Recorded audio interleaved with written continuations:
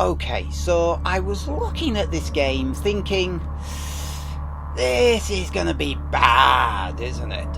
For two very good reasons. First, the cover art for the game looks like this. Now be honest, it sucks, doesn't it? Something about it screams low effort to me. It looks like someone took a blurry photograph and then zoomed in on it. Second, there are quite a few hunting games on the storefront and I'm not interested in any of them. The idea of driving a boat into the middle of the water and diving over the edge to hunt deep sea predators, it doesn't appeal to me. I fired the game up anyway out of pure curiosity, and you play as the shark. You play as the motherfucking shark! The muscular marvel confidently moves through its watery world.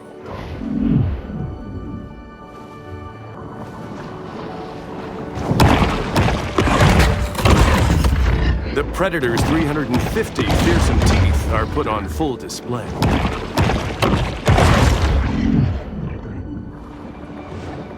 Well, that put a completely different spin on the situation.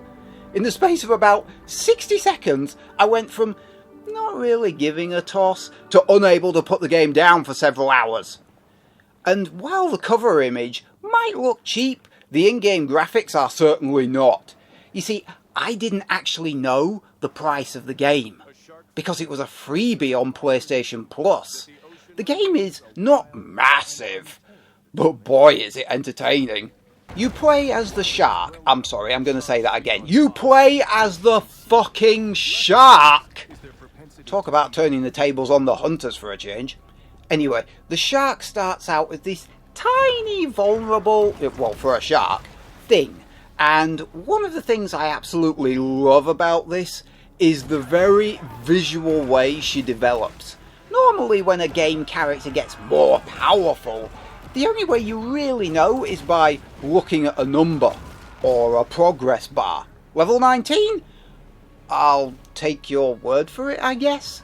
But here, as the shark levels up, she gets bigger.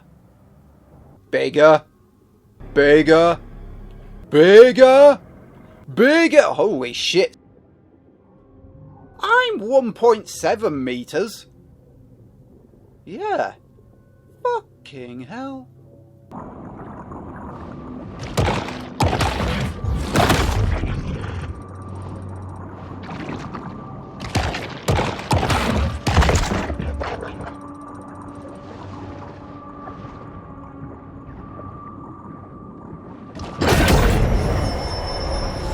This shark is a sort of super scavenger, completely lacking in what may be called dietary discrimination. I like how the generic level number also isn't applied to enemies as well. Most of the time, you don't have to guess if she's leveled enough to take certain enemies on. You can just look at them and know how a fight's gonna go from pure size.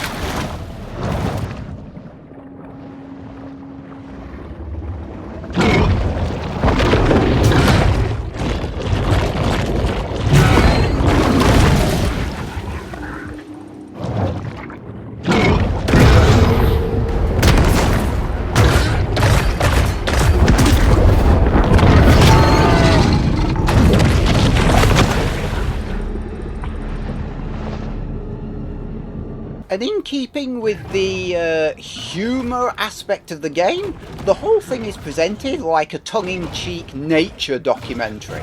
The narrator marks every move you make and everything you pick up.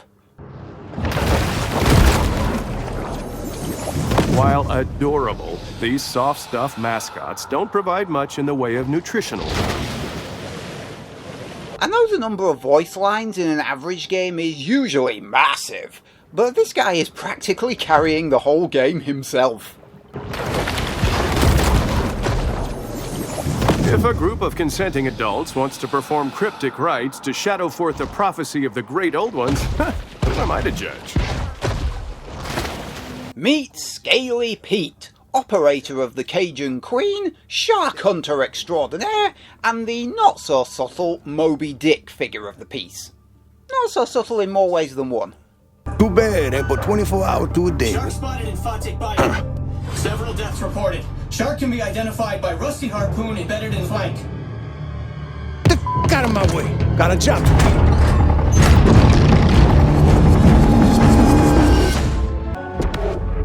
As a result of industrial pollution and sewage wastewater, Dead Horse Lake was designated a Superfund site in 1996.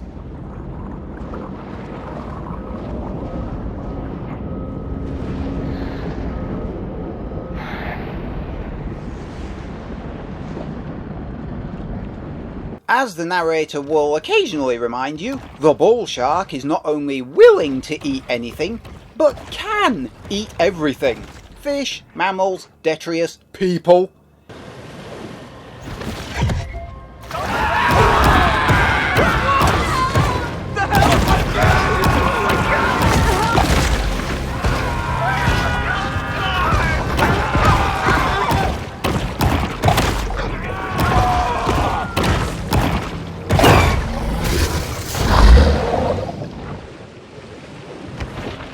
Everything the shark eats is broken into 4 categories: proteins, fats, minerals, and mutagens.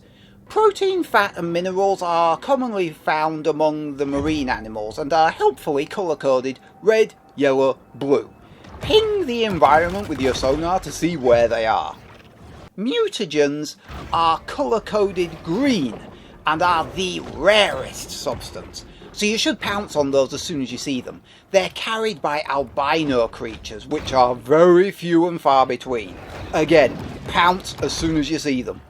There's a range of missions to complete, mostly revolving around eating things. Okay, let's be honest, entirely revolving around eating things, either animals or people. There are also collectibles, some in the form of license plates, some are landmarks, and some are resource caches.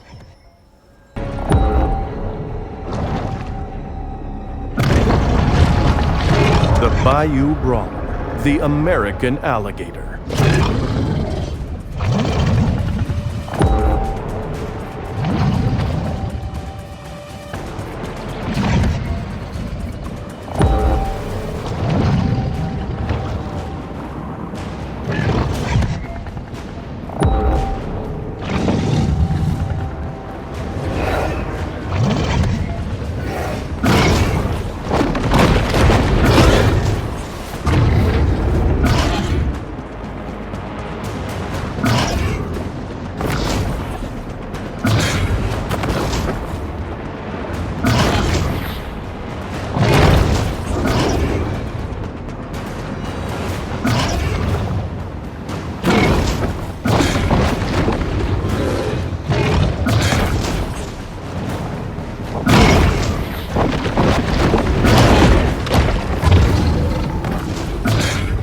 There's quite an array of upgrades. Some upgrades are to the very body of the shark that fundamentally alter her capabilities.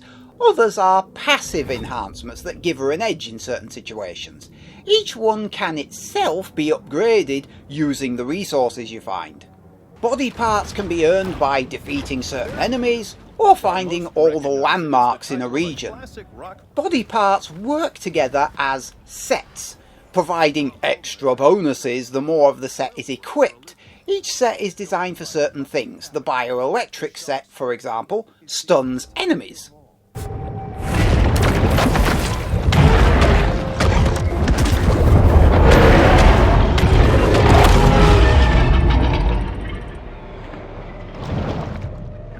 The bone set is great for smashing boats apart.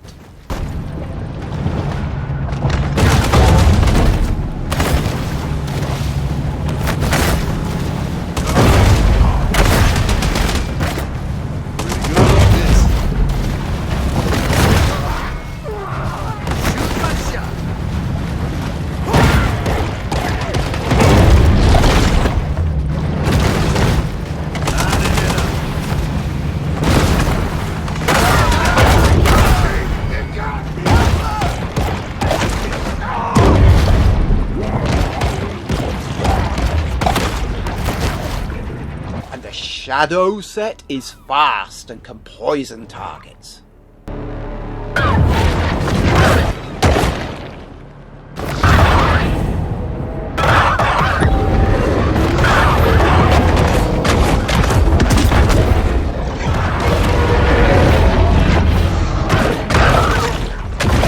Mating for great whites can be a violent event, so you can only imagine how violent a great white attack is. Of course, the local humans think they own the waters. More fool them. So they have gangs of hunters that are called out to deal with shark attacks when one pops up. That actually makes them sound more organised than the ragtag drunken bunch of sods they actually are. Still, it doesn't take much to excite them.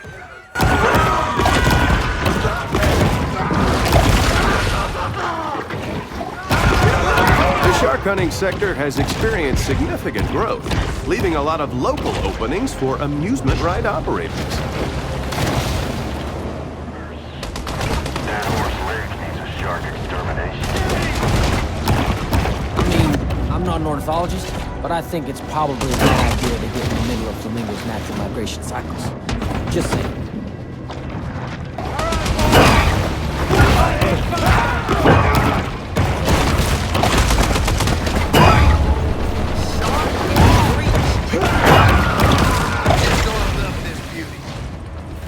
The bartender life ender, Bobby Bojangles.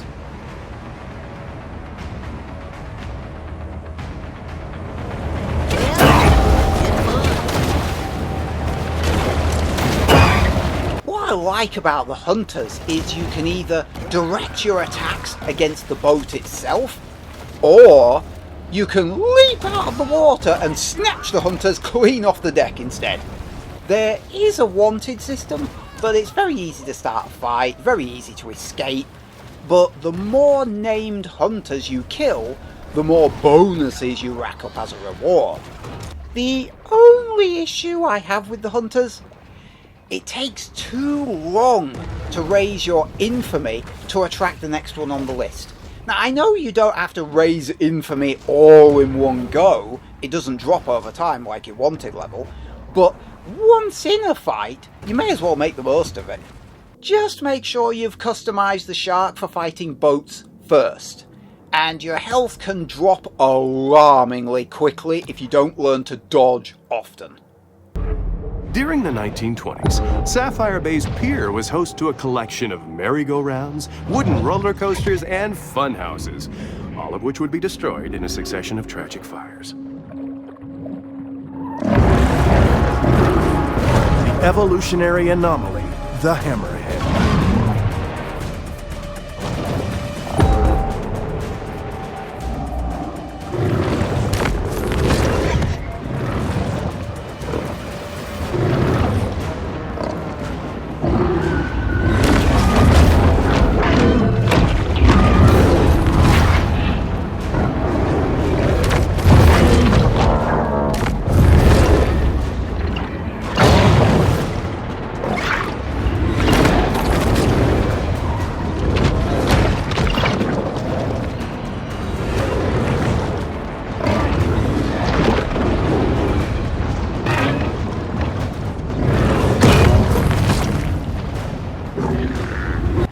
Some control issues, although the only ones there are when the shark is out of the water.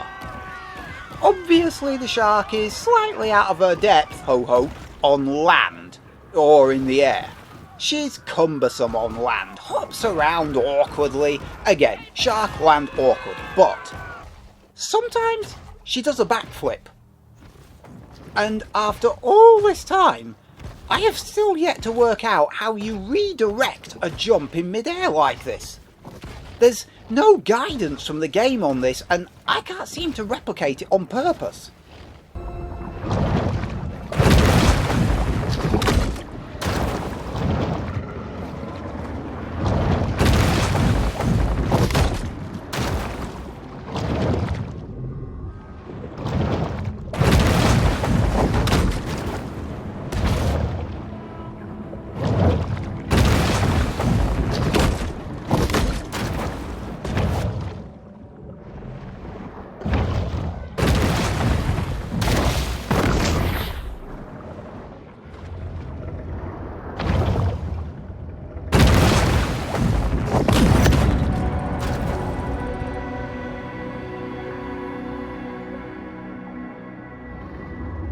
It can take quite a while to track down all the collectibles in a region, but you do gain a ton of resources and upgrades in the process. Personally, I recommend you find all the landmarks at least. You always gain a useful upgrade when you found the whole set of landmarks for a region. I can see how someone would find tracking down everything boring. Me personally, I found it funny. The narrator, the sharks jumping to collect license plates, it's utterly ridiculous.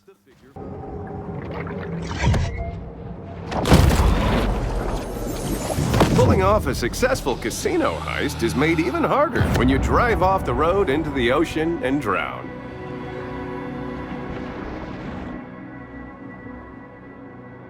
Although, even I started to find it an exercise in box ticking much later on.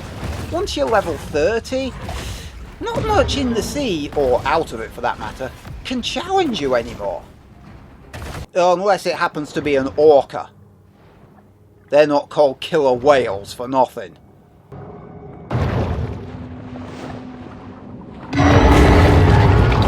The white and black attack. The Orca.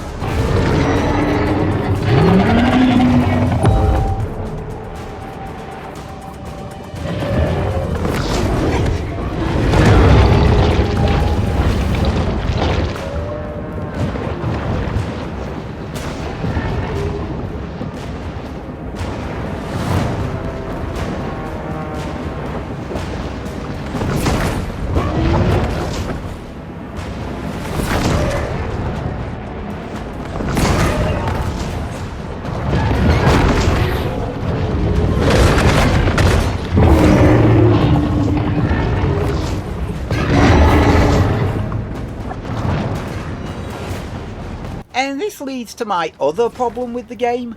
You spend so much time boosting through the water, the equivalent of sprinting, it wears down your trigger finger after a while.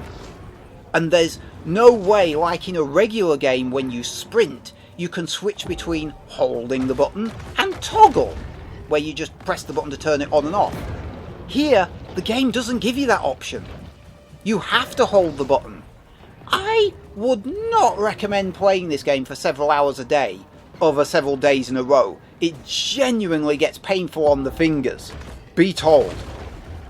And make sure you always return to the grotto every so often. It's the only way to save the game.